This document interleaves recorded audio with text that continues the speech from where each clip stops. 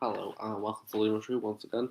Here's a few more reviews that I need to get through, so let's get to it. So coming up first is Hot Milk, directed by Rebecca Linkowitz. I thought there were some strong performances by Emma Mackey, Fiona Shaw, and Ricky Creeps, who really carried us. Um, the cinematography was genuinely stunning at times. The story itself just didn't fully land for me. It just felt a bit slow and a bit dull overall, which, despite the talent, I've had to stay invested. So I'm going to give it a C minus. Next up is Superman, directed by James Gunn. There are moments in this that I think work. The action's solid and it does have some humour that does land. Overall, though, it did feel very corny. The plot itself just didn't grab me. It also didn't feel like Superman, and I think there was just too many heroes that were just crowding the film.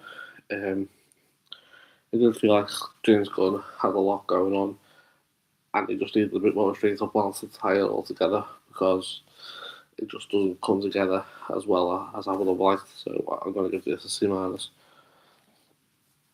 Next up is The Old Guard 2, directed by Victoria Mahoney.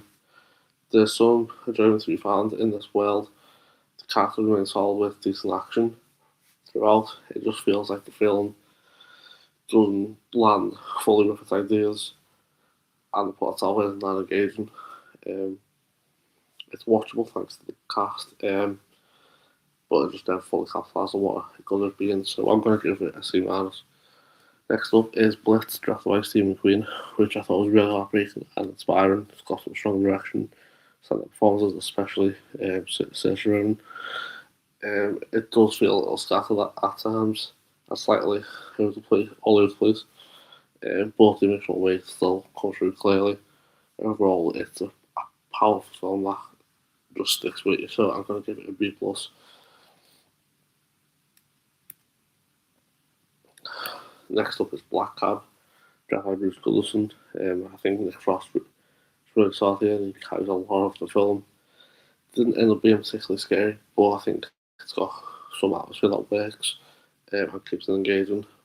Just more of a slow burn experience than an actual horror, but it didn't matter, so I'm going to give it a C.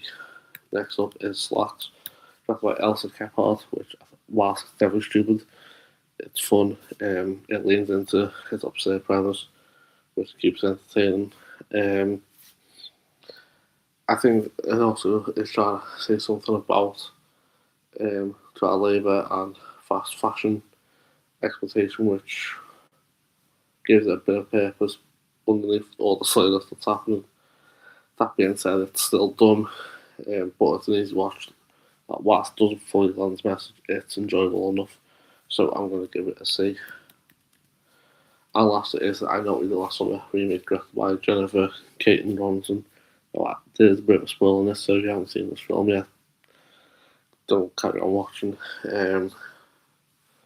So the identity of the killer is Ray, who obviously Freddie Jr., and it just doesn't land, and it's a really weak point, in my opinion anyway.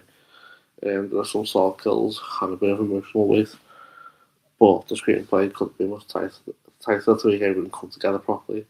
It's still watchable, but not as good as I wanted it to be. But I'm going to give it a C plus. So you can listeners, if you've seen them, please like this video, subscribe to the channel, hit that button. Next time, keep watching movies.